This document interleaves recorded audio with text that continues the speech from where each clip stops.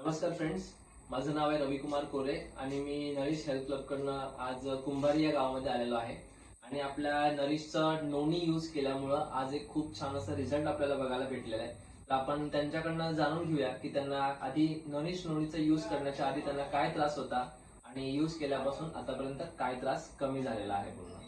तर नमस्कार काकू, तुमचं नाव काय? गौराबाई चाबुकसा. गौराबाई चाबुकस्वार. अच्छा, तुमचं वय किती आहे? 60. 60 वर्ष वय आहे. अच्छा, तर तुम्ही आमचा नरिश नोनी यूज करायच्या आधी तुम्हाला काय काय त्रास होता? मला पायाचा त्रास होता, ओके. कमराचा सगळं होतं. ते गोळी गिळी येत होतं पायाला, ते सगळं कमी झालं. अच्छा, म्हणजे पायाला गोळे येत होतं, गुडघ्याचा त्रास आहे, हं. अजून तुम्हाला उठता येत होतं का त्यावेळेला?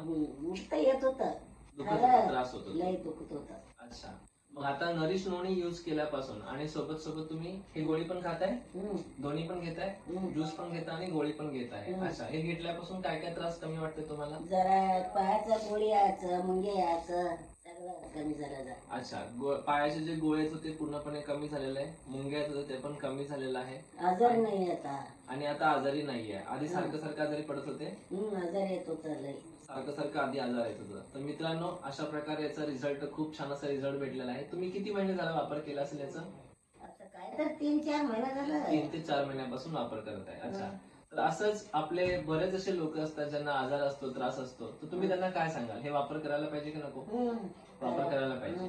अच्छा, ओके, थँक्यू.